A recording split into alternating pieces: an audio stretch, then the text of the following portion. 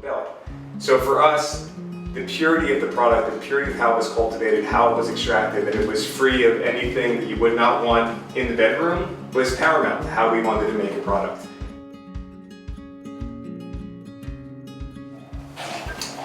Hey folks, Instagram, Facebook, IGTV, later, YouTube. I am here with my good friend, Matthew Gerson. Congratulations on your CBD empire.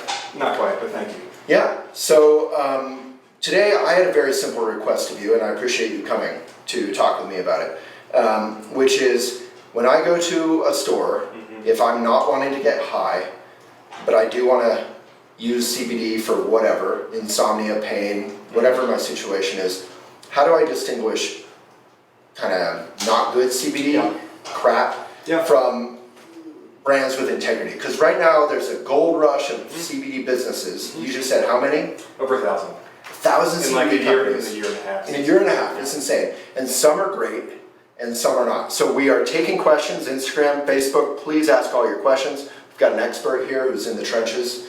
So, not an expert. There are no experts in this industry yet. Right. We're all brand new. Look at that, transparency and honesty. So it's a super important question. It's probably the most important question because the value of your experience with cannabinoids, with CBD, is very much going to be predicated on the quality of the product, which goes to the quality of the plant, how it was grown, and the quality of the company in terms of what the hell do they care about? Do they really care about the therapeutic outcomes that might be a result of their use of their product, or are they just trying to sell product? So as a consumer, as a customer, as a client, you've got to do a lot of research because it's easy to appear. But we don't want to do research, so we have you. But I'm going to encourage people to do more research. I'm going to encourage everyone to not believe me. Okay. Because I don't want them to believe the next person that comes along and says, we've got a great CBD product for you. I want people to practice really high-level discernment. Say, I love what you're saying. Let me take it to heart. Let me go do some research. Let me ask around. We have all these mediums. We have social media. We have websites. We have Yelp. We have the opportunity to crowdsource this in a way that we haven't in the past. Well, so that's a very Buddhist. We're both practicing Buddhists. That's a very Buddhist kind of thing, or science, is find out for yourself. That said, things are true, as we've seen with the internet. Suddenly, the earth is flat is a cool opinion. You know, vaccinations are evil. You know, Trump got elected because we didn't care about journalism. So there actually is some truth. So what are some things that, because that's my approach as a journalist, is I know there's some crappy companies out there. Right. We don't have to call them out by name and be jerks. I wouldn't know most of them because we're talking about 1,000 companies. There's 1,000. But how do we, you were saying CBD, all the wellness comes from a plant. That's right. So how do we know if that plant is good or not? So if I were buying CBD for my mom and I wasn't in this industry and I would ask myself the same questions like, this is for my mom, she's postmenopausal, she's got a hard time sleeping, she's got aches and pains, like I believe from my research this could benefit her, I want to get her the best quality product. Where do? I'm going to Google CBD, that's not a good place to start. Right. So the thing I want people to ask for is ask for a certificate of analysis. Okay. That's a technical thing, but it's the way to get the lab results in your hands to know what's in the bottle. This is an industry that right now has no regulation. There's no regulatory oversight. So there can be a bunch of yahoos just putting out product and just selling them, you know, hand over fist. They might not even have any CBD in it.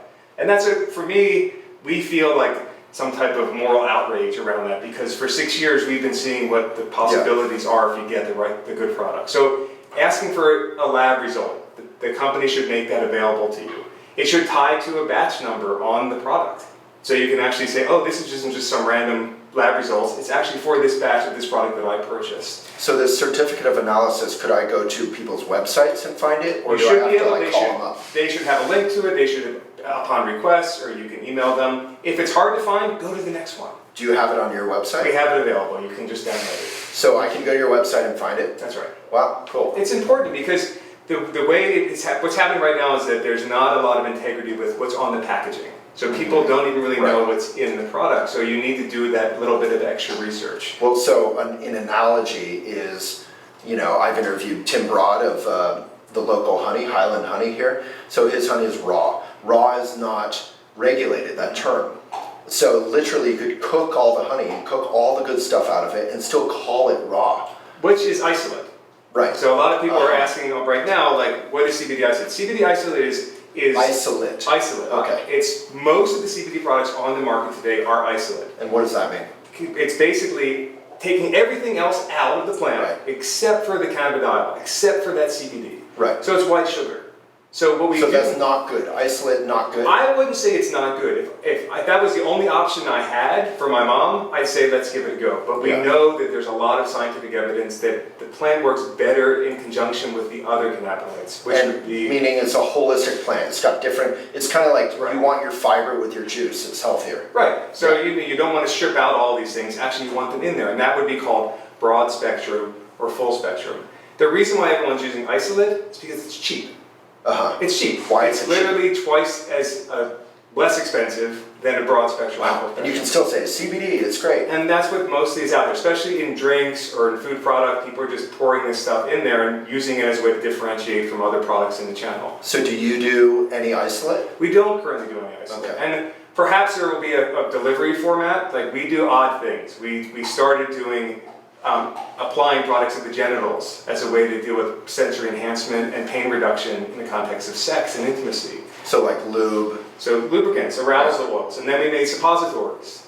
Rectal suppositories for back pain, vaginal suppositories for pelvic pain, for menstrual pain. So we've been looking at delivering cannabinoids into the body in fairly unique ways, and we're always open to trying to find new ways to do it. And if isolate proves to be a novel way to do it that's effective, well, we would look at that choice. But right now... But you would do it knowing that it's isolated from all the other benefits, so it would have to be for a precise reason. And the key thing is just tell people. Like, hey, you can try this. I know a lot of people that take their isolate and they love it. They take their nano encapsulate, they love their product. I'm never going to say you're not getting the results that you're thinking. If people are getting the results that they're thinking, that's a good experience for them. They can continue to pursue it. But right now we are... Yet you're being nice. I'm not nice. Like, I would say there's a fine line between placebo effect, which is beneficial, and snake oil, where people are being suckered. They want, people have serious health concerns or insomnia or whatever's going on. That's serious for their life. And they're going with some implicit trust that is not being rewarded by the market right now. That's right. So this video is here, hopefully, and we'll do an articles, whatever, around this by saying, very simply, there's three kinds. There's broad spectrum, there's full spectrum, there's isolate. So maybe prioritize full or broad. Both are pretty good. I would say if you can get good full is great because the addition of THC acts to help catalyze better results therapeutically, and that's known. The challenge with THC is, like, I'd love to put my father on a THC full spectrum, but he's in the medical profession and he gets drug tested. Yeah. You're in the military, you fly airplanes. There's a whole host of things that you're getting tested. But you can do full spectrum without THC, right? That would be broad spectrum. Oh. That's where it gets... Broad spectrum. So you can do broad spectrum just from hemp. Right, which is... But you can't do full spectrum from hemp. You can. There is THC in hemp. It's just a low amount. So you still, even if you're not getting high, that's right, it's still not safe for your drug test. You wouldn't be using a full spectrum hemp product to get high. You'd be using for some type of wellness outcome.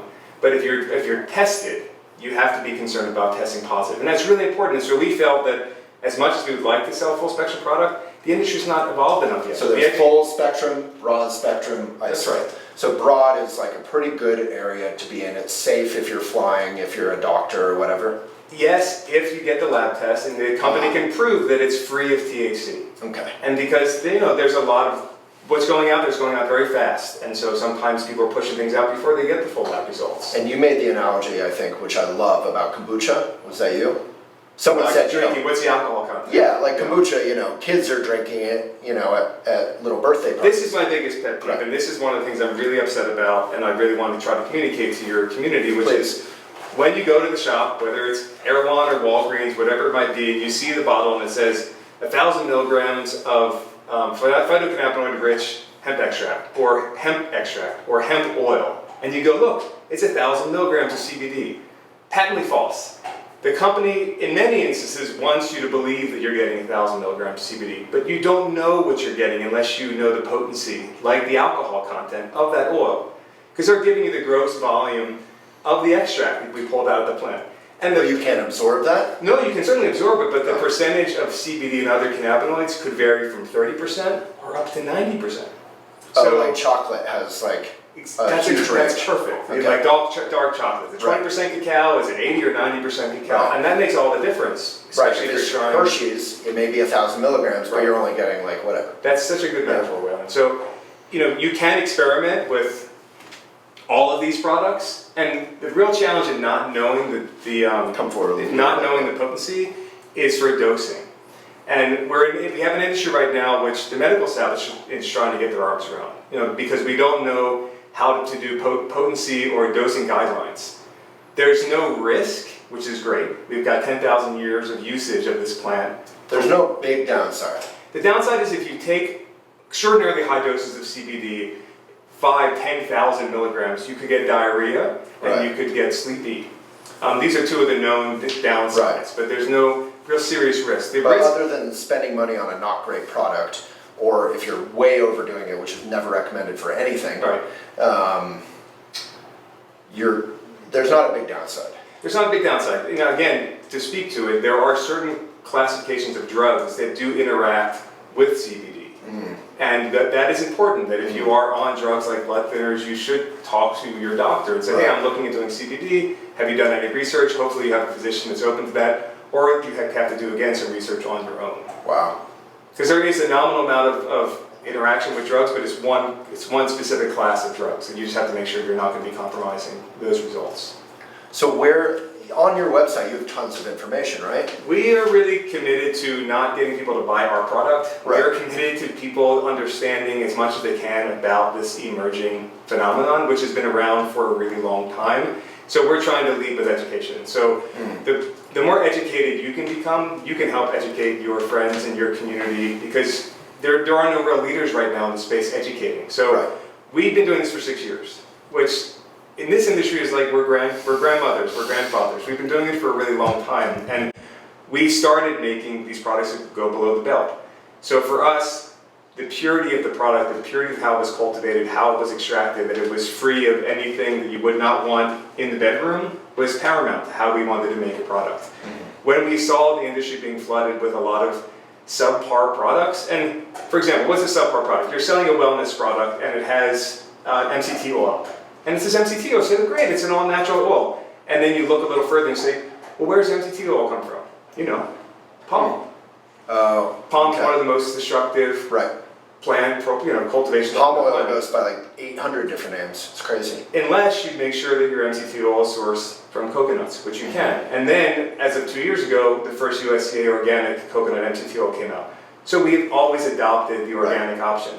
If the company on their label has olive oil, seems like a minor thing, but it's not organic olive oil, you have to say, well, why?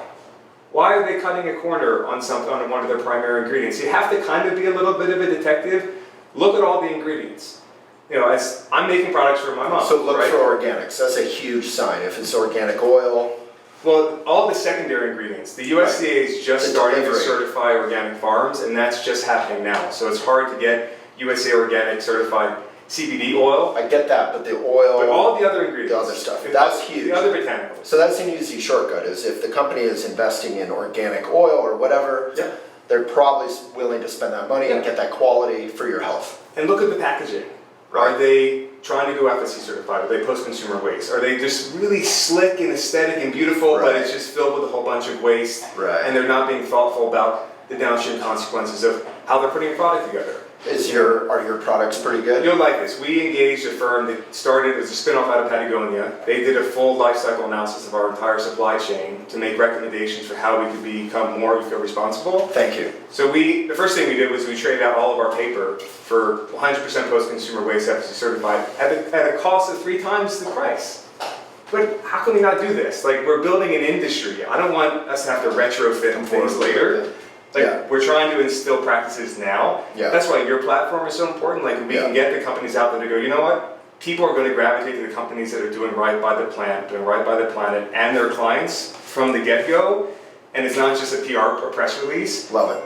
People buy those products. We support it. We can support products doing right by all of these important issues. I just want to take a pause there and acknowledge that. So this is so rare in all the interviews I do that anyone cares about the packaging or the quality of the ingredients even that if they aren't obvious. So for you to care, that's the kind of company you look for.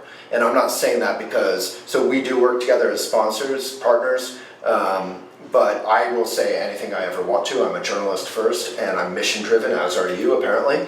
And so I really appreciate that. It's a much better way to be doing anything. It's a great reason for the people working we your track. butt off. I mean, yeah, we're mission driven because we've seen what the potential is. Yeah, so if you are watching, like, give a hand to Matthew and to Foria for that. I really to the whole appreciate team. that, to the whole team.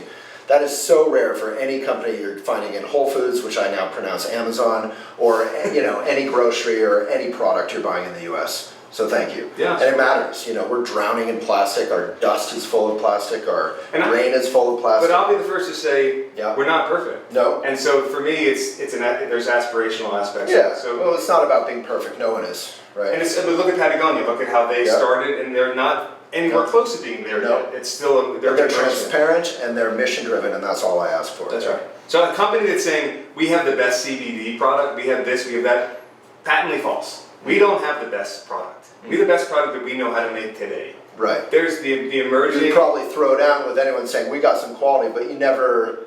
Point to the quality, point to what Yeah. you're doing right, but to lay labels like this is the best, this is the one, this is 1,000 times pure, this is 1,000 times more potent, none of those statements are backed up. It's marketing. And that's what's Right. so dangerous about Instagram or Facebook is 90% of what you're seeing, and I'm not talking about ads, Yeah. I'm talking about posts on Instagram. They're paid.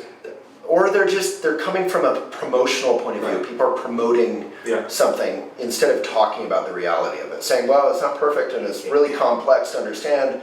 My partner's a functional medicine health coach, and on the record, our suppositories, which some people with vulvas will say, life-changing for endometriosis, for PCOS, for severe menstrual pain. And we're like, oh my God, it's extremely moving when this is someone 10, 20 years of their life in pain, both in and out of the bedroom, and this simple plant's helping with it. With my partner, it doesn't help her, right? So I like to say that because it's not a sure thing. And we have to learn more about our own endocannabinoid systems and how we're interacting with these compounds. And we don't have all the evidence yet. So we're trying to make better and better products through capturing all this evidence through testimonials from our community. I mean, a funny thing, someone went and gave a testimonial and said, this company clearly doesn't think much about the intelligence of their visitors, because look at all these testimonials, there's no way these can be real.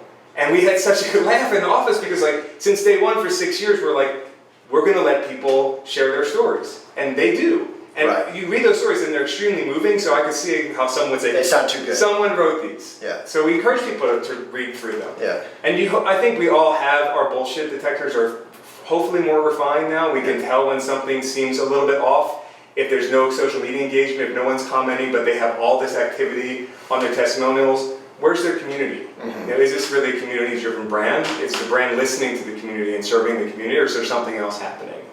So a couple questions about CBD. So you said it's a plant, so it's dependent on the soil. Can you talk about that? Are we spraying CBD with pesticides?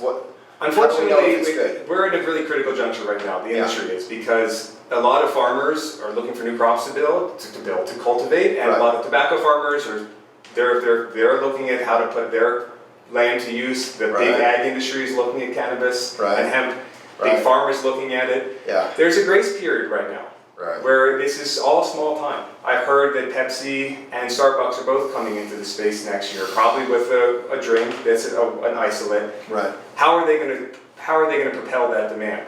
How are they going to treat the plants? Meaning, how are they going to cultivate this crop as a massive monocrop experiment, which is tons of fertilizer, depleting the soil and the health of the plant? And not good fertilizer, it's like chemical So fertilizer. again, it's an emerging industry. We have all this knowledge now about rebuilding soil and how important that is from a carbon capture standpoint, all the way through the life cycle. So that's regenerative, and literally, most of you know this, but if you don't, if you do regenerative agriculture, farming, you can literally reverse climate change. It's very exciting. There's a lot of evidence that points to that being one of the most important things we do right now is change how we grow food. So this industry being so big, and personally I think, there's whole conferences, medical conferences right now on this plant. So there's been fads before. One is sort of 10,000 years old. This is a 10,000-year-old fad, if such a thing exists. So it is a plant that has so much value for us. There is going to be an explosion of more and more. So looking at how the brands you're looking at, how are they cultivating? Do they have their own farms? Do they have relationships with farms? Do they have standards? about how plants are being cultivated. Because all this stuff is just plants, right? It breaks my heart, I have to say. No, you should be excited. It's an opportunity. I'm excited, but I have to say, like you said, 10,000-year-old fad, I love that. Like yoga is a however many thousand-year-old fad. Sure. Buddhism is a 2,500-year-old fad. These things have been made the cover of Time magazine. And then before you know it, you have hucksters and charlatans, and we have a long tradition of hucksters and charlatans in all traditions, but, you know, selling meditation or selling yoga that isn't good for you because there's no alignment. But Here we go. Well, the worldview is capitalism, and so everything funnels its way into that system. Right. So how do we prevent it from becoming a race to the bottom is education. And that's it. It's education. Educate your community of like how to make good decisions and support those companies. But education is two-way. We can talk all we want, but if people don't Purchase or don't have the interest and the curiosity to educate yourself. Look, the best way to get CBD in your body is to grow your own plant. Oh, let's talk about that. Yeah, like so I grow at home. Yeah. You know, I'm in California. We can cultivate up to 12 plants per home of cannabis, which is I've had farms before, worked on farms before, but I'm not a farmer. Cannabis is very easy to grow. It's not going to be the most pristine bud that you're going to find in the dispensary, but to cultivate a cannabis or hemp plant, it's hardy. It's called a weed for a reason.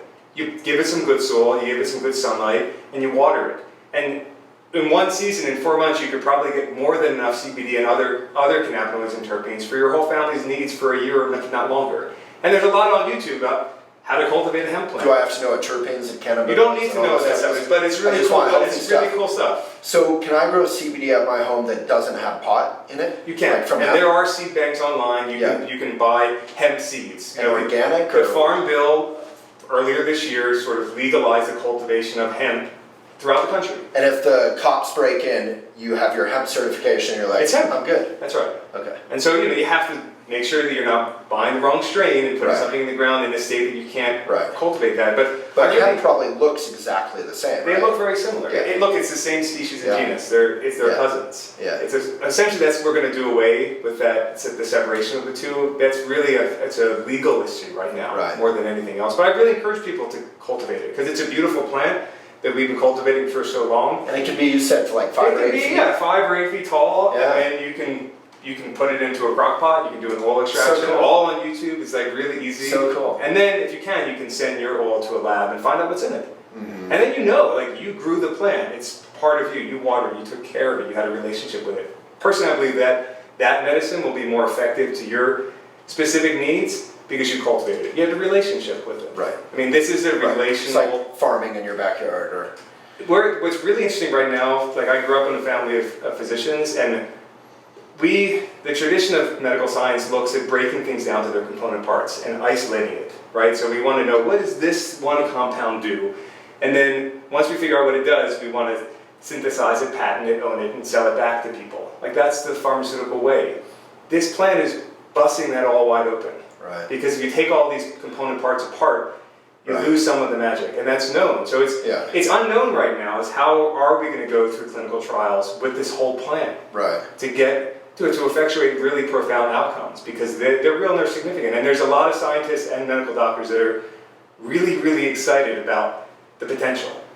They can't say much publicly because of their licensure. There's only a couple of doctors that are like, you know what? I've seen transformation in my patient community that I haven't been able to solve for 20 years. I'm going to talk about it. Wow.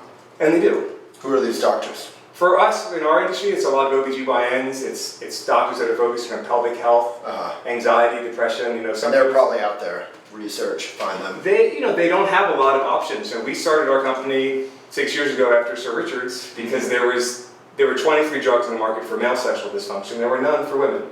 And so there's just very little funding. There's very little options. Yeah. You can sell an ad on the New York City subway for erectile dysfunction, but you can't sell a product that's focused on female. Because erectile dysfunction is pathologized and is considered a medical condition. Female pleasure is not.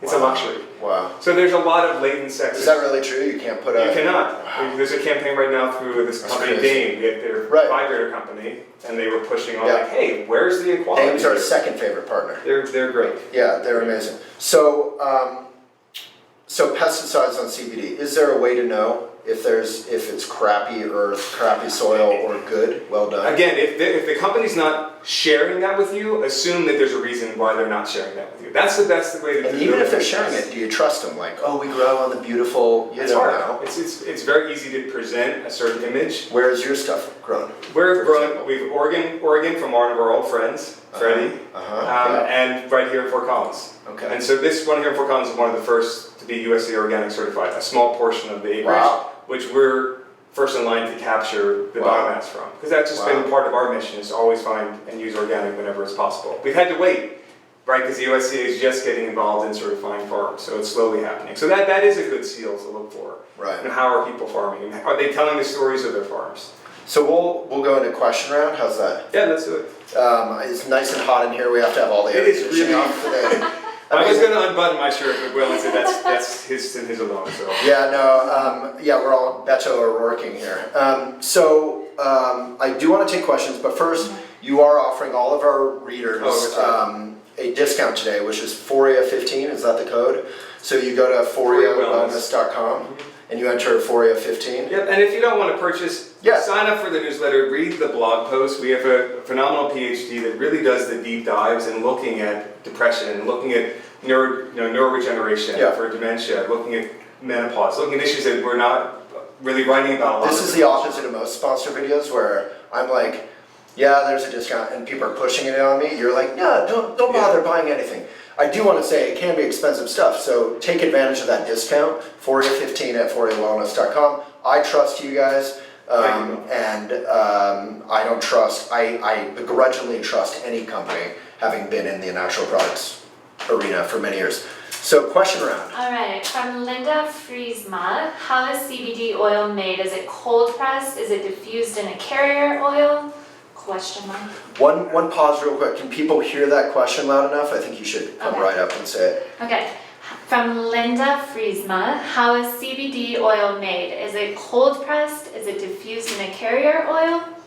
It's a good question, and right now what's happening is that all of the pre-existing extraction methodologies that we've been utilizing in the botanical and plant space, layman's terms, we're starting to use all of these different types of extraction techniques with the cannabis plant, which means they might be ethanol extraction, they might be an oil extraction, they might be other hydrocarbons. So these are ways to deliver the CBD into you. These are ways to take the plant and to pull out the medicinal compounds, the phytocannabinoids. And then you drink the oil or whatever? And then you have all these other steps that distill it further. You have to purge it of the hydrocarbons, so there's no solvents left. When you're doing this, you can scrub a lot of the heavy metals. You can scrub some of the pesticides. Some of it gets into the genetics, as you know. There's some organic product that actually still has in the genetics there's some pesticides. But back to your question, we use a supercritical CO2 extraction, which at home I do an oil extraction with my partner, because we can do it on our stove in coconut oil on low heat over 2 days, and that's what people have been doing for thousands of years. It's very simple. The supercritical, we like that because it's hydrocarbon free, and so it gives us a fairly clean product, and we can be fairly specific with removing certain things, specifically the THC, because our broad spectrum is called NDT, meaning it has non-detectable amounts of THC, which again for us, we want to serve as people in the military, teachers, physicians who do get drug tested, so we want them to be absolutely flight stewards, totally sure that there's no THC in here. Because it's a big thing with the flight people too, right? They can't have any traces. That's right. Yeah. Was that good? More? I don't know. Linda, did we answer your question? For some reason, the Facebook comments aren't showing up. I can't see them at all, so we're just dependent on you. Okay, sounds good. I have Okay. All right.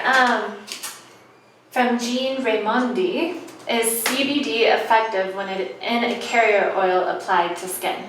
It's a good question. It's another place where a lot of people are taking their first step in experiencing cannabidiol with a topical, which makes sense because you're not inserting it into your mouth, you're not putting it into your rectum, like some of our products, and you feel comfortable with it. And there have not been enough studies that speak to translating CBD and other cannabinoids through the dermis, through the skin.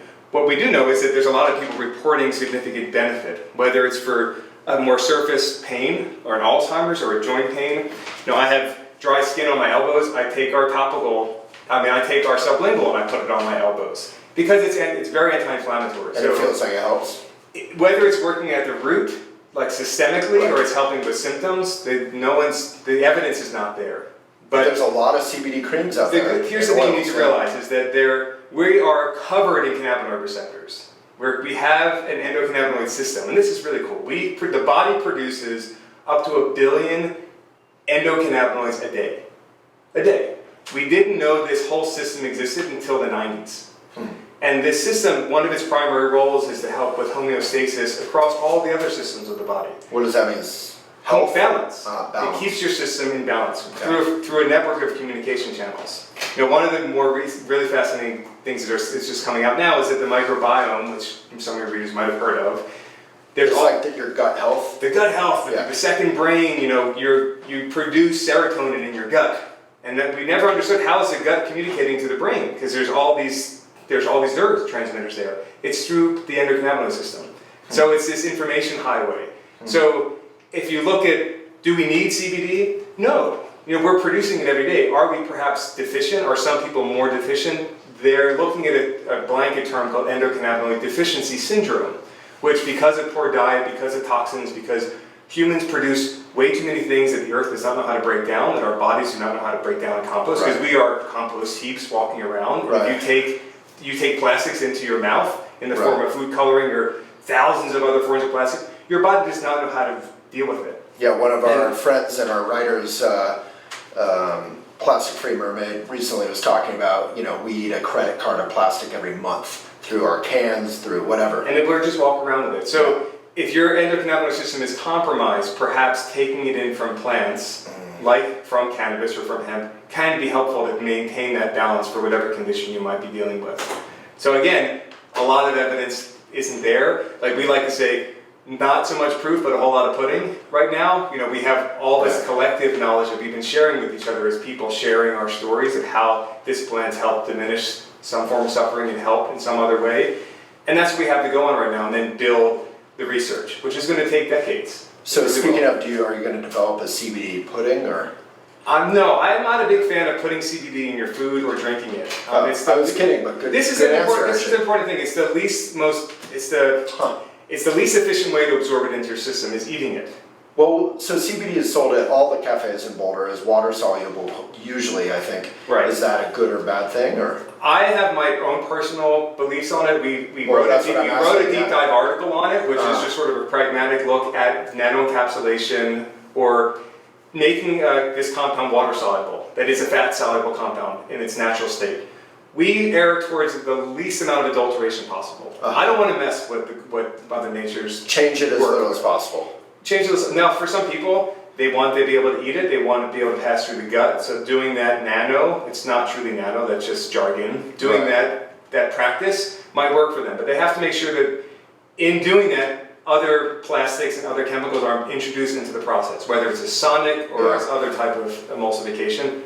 I don't have that knowledge base. We're not playing with that in that way. We're not working with the plant in that capacity. And can your body absorb there's water soluble and there's what?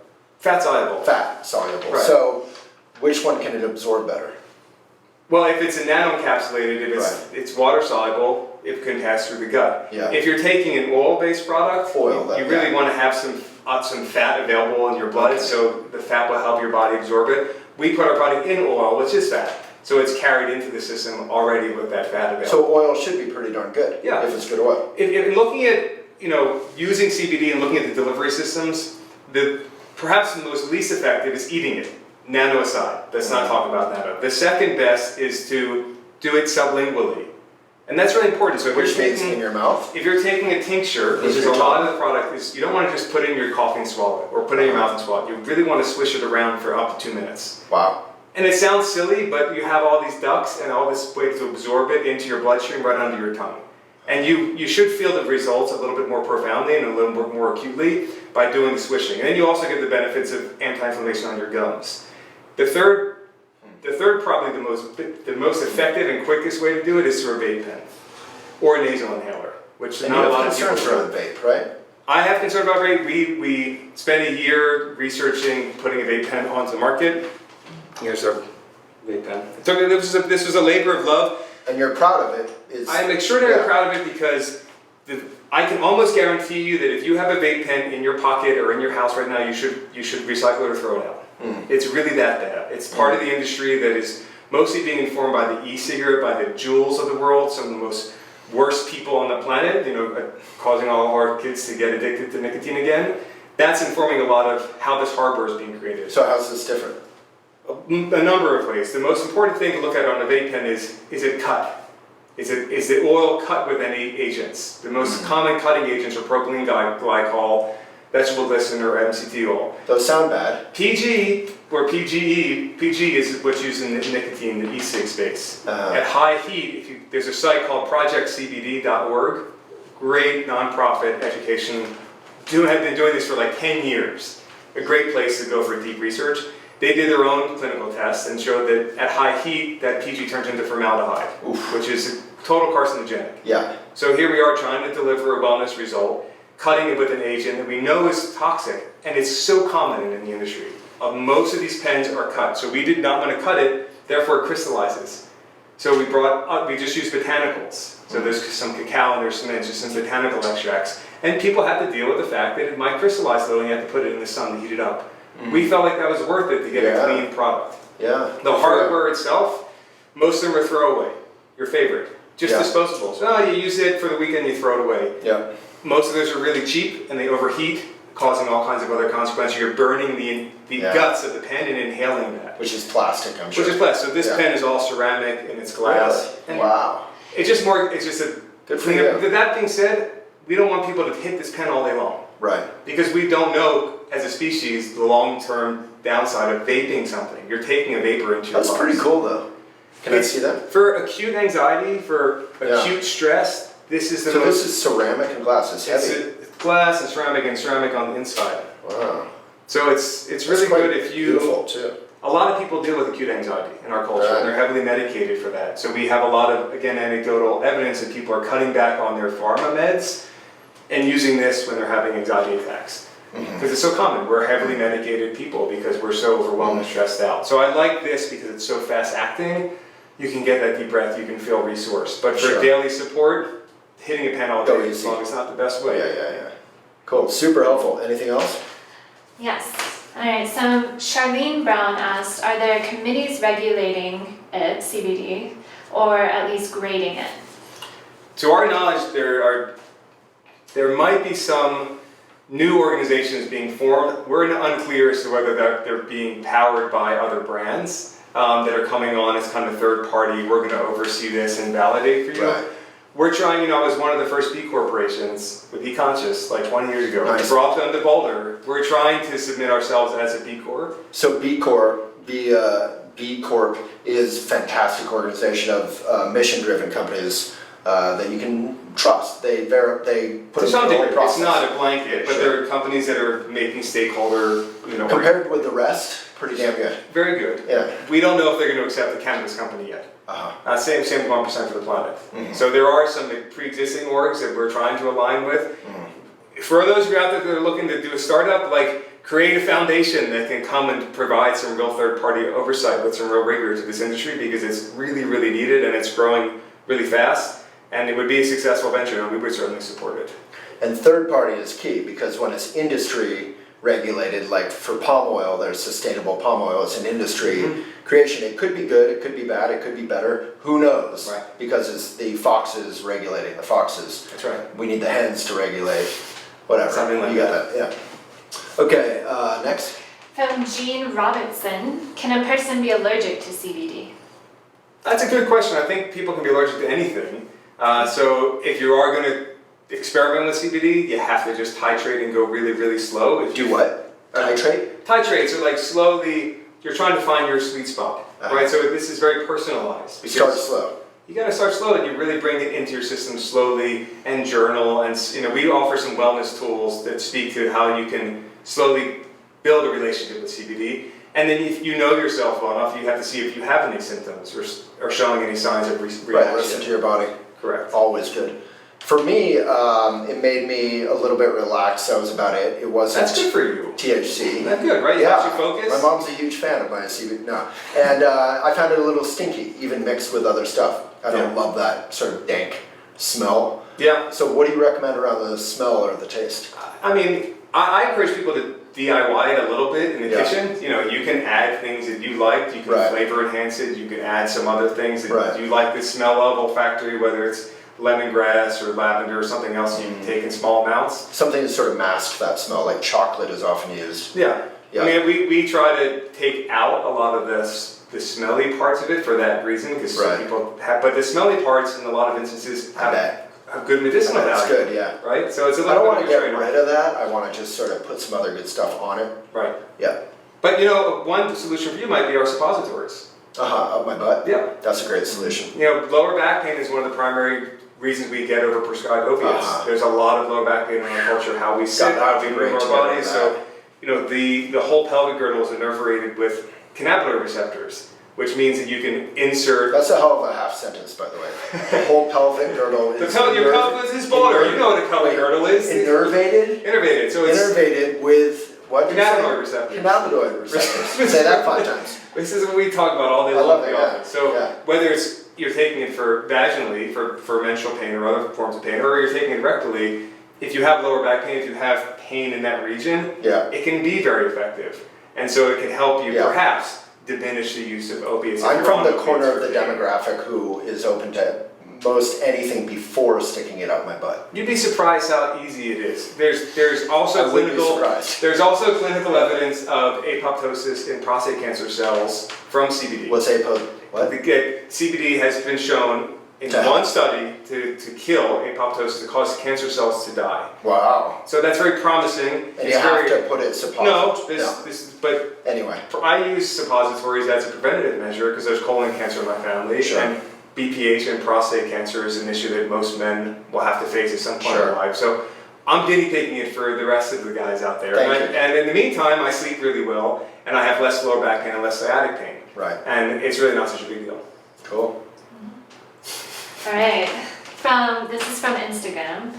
Akoa Kai asked, is CBD endocannabinoid system the same as the anandamide system? Oh, that's a great question. So throwing down. Oh my God, there's a lot of terms there. They're really fun terms. So how to break this one down. So anandamide, we all know and love dearly, which is what previously was known as the runner's high. We thought was an endorphin release in the body. Yeah. Until the grandfather of cannabinoid science, Raphael Mechoulam, this Israeli scientist who's got a great story, you should try to interview him while he's still here. He's he's in his 80s or 90s. Wow. He discovered the receptor in our brain that THC actually connects to. Look, we need to have a receptor for these plant compounds for it to do something to us. And so because he discovered it, he got to name it. And he named this anandamide, this bliss chemical, which makes you feel high, which makes you feel really good when you exercise. There's any type of feel-good energy, like that's what THC bonds to. He called it ananda, it was the Sanskrit for bliss, because that's what it does in the system. Oh, so nice. So He didn't name it after himself. he didn't name it after himself. There's a funny joke, which I won't share, about why he didn't name it something in Hebrew. He just found more words for bliss in Sanskrit. Right. Okay. And that's a really important part of the puzzle, because up until very recently, we didn't know we had an endocannabinoid system. We didn't know our body produces these compounds, and we didn't know where on earth they connected in our bodies and made everything work. And so THC works in some type of, in like a locking key, where you can get, that's why people get high. But I talked to a scientist recently, and he's like, why do you think cannabis is the most widely used, like, mind-altering compound on the planet forever? It's because the body gets so much benefit from those plants. It's not that people are out there just trying to get high, it's that they're self-medicated. Right. Because our systems are getting We so want much. it. You want it. And so the motivator for the body is to say, let's make you feel good. Go do that again. When you put THC in your body, your liver metabolizes that THC and makes it more psychoactive than the THC that you took in. Which is sort of a head scratcher. Your body's making the compound more psychoactive, which perhaps makes you feel a little bit better, so you want to do it again. So it's a motivator for our behavior, because the body's like, this is helping me function. Wow. This is helping me feel resourced. This is important. Does CBD, here's a question I got, have a shelf life? If I've got CBD and I leave it in my drawer for a year? Again, it needs more research. I think the golden rule is keep it out of sunlight, keep it in a cool, dry place, like in your fridge or in the shelf, in the shade somewhere. Don't keep it on your That dash should be in the good. car. It, like anything, it'll start to break down in sunlight and time. So we put an expiration date, but those things need to be more further researched. In the meantime, practice like you would with any natural botanical. Keep it out of the sun. Okay. Right, and high heat. Cool. We good? That's it. All right, we are plenty hot, so I'm ready to wrap up. You But have been amazing. happy to answer more questions on Foria Wellness, like at Foria Wellness Instagram is a really interactive Foria community. Wellness on Instagram if you're into feeding the Instagram, Facebook Sorry, page. Dave. ForiaWellness.com if you want to actually support the And some independent people company. were asking about articles. Can you go over that again? Your PhD? But it's on your Yeah, blog. on ForiaWellness.com, you go to the blog or the Learn section, I forget what it's called now, and you can do a pretty deep dive there. And if you have things you'd like us to write about and do the research for you, let us know on Instagram or just reach out to us on the website and we'll put those in the queue to do that research. And have you put the Foria Elephant Journal articles in the comments? Yes. Yeah, so there's a bunch in the comments already. You're always welcome back. You were so relaxed. You were so good. Oh, thanks, Will. Matthew, It's always a you're pleasure. pro. He's going to take over the talk show. So Foria Wellness 15? Foria 15. Foria Sorry. 15. Foria 15 is the discount. And check code. out, I think there's a promo code, just put it in. Foria 15 at ForiaWellness.com. Okay, do your Thank you. research. Good luck, everybody. Thank you.